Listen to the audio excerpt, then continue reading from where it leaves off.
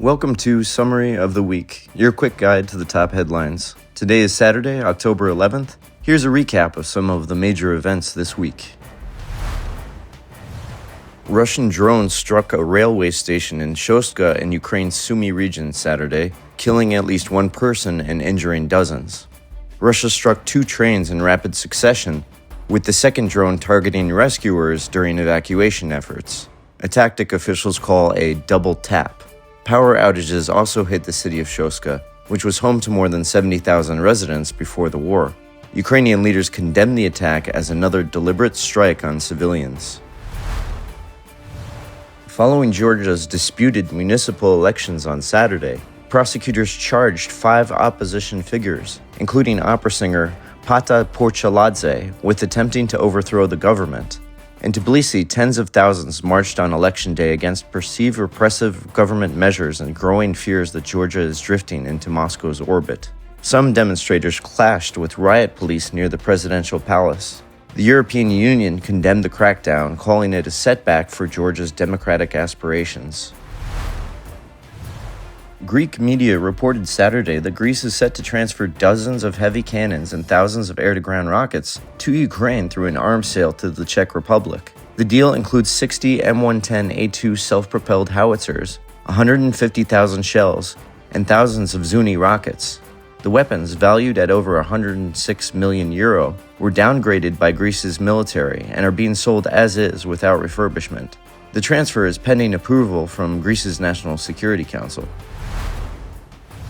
In the Czech Republic, Andrej Babiš's ANO party won the general election over the weekend. The final results confirmed that ANO secured a commanding lead, with Babiš set to return to power as prime minister. His victory is expected to shift Czech foreign policy closer to EU members Hungary and Slovakia, both of which have been critical of sanctions on Russia. Analysts suggest that while Czech arms exports to Ukraine may continue, programs like the Shells for Ukraine initiative face uncertainty under the new government.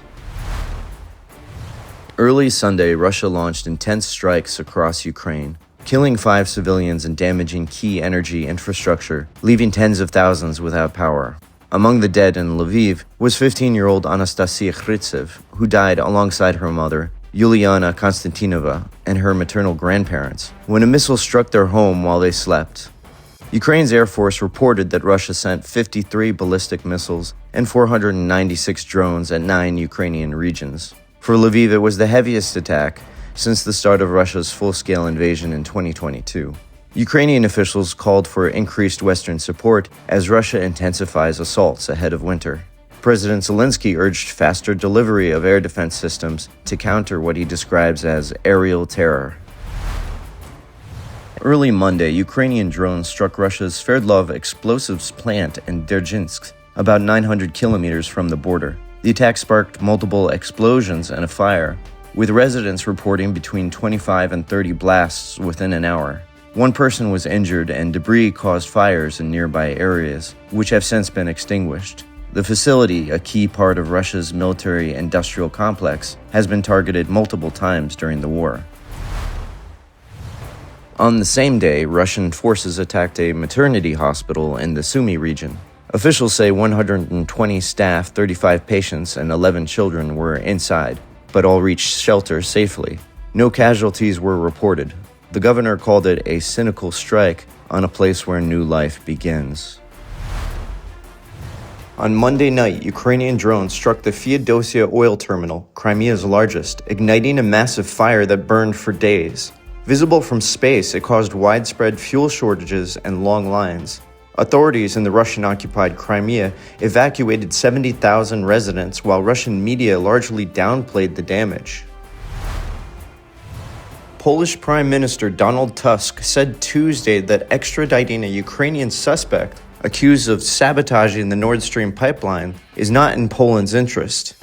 He blamed Russia, German, and Dutch companies and some European countries, calling the explosions less important than the fact it was ever built. A Polish court will decide whether the suspect, Volodymyr Z, faces extradition.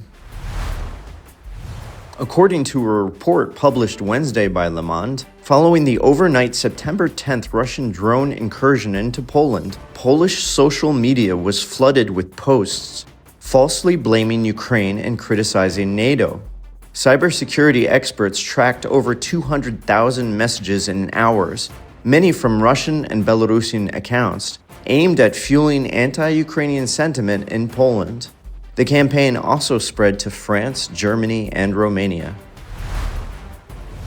The EU's plan to transfer 140 billion euros in frozen Russian assets to Ukraine hit a roadblock. Belgium demanded shared risk guarantees to avoid liability, sparking criticism from other EU capitals, since profits from the assets were taxed in Belgium. On Thursday, a massive fire broke out at Lukoil's Korotkhovsky plant in southwestern Russia after a Ukrainian drone attack, damaging boiler houses and energy infrastructure. Russia claimed to shoot down 19 drones, but satellite images confirmed the blaze. And Russian drones hit the Odessa region, sparking fires and power outages for tens of thousands of its citizens. 5 were injured, with Chornomorsk hardest hit. Ukraine reported 22 of 112 drones struck targets across 12 locations. Russian leader Vladimir Putin met with the leaders of Tajikistan, Kazakhstan, Kyrgyzstan, Uzbekistan, and Turkmenistan in Dushanbe on Thursday for the second Russia-Central Asia Summit. Trade with these countries exceeded $45 billion last year. In Friday's early hours, Russia launched 32 missiles and 465 drones, hitting energy and residential targets. Ukrainian forces intercepted most, but dozens struck their targets. A 7-year-old boy was killed in Zaporizhia, and at least 12 others were injured. Tens of thousands lost power as attacks marked nearly 3 years of Russia targeting Ukraine's power grid, a tactic repeated each winter in an effort to plunge the country into darkness and cold. Thanks for watching this week's Summary of the Week. Don't forget to like and subscribe, and we'll see you back here next Saturday.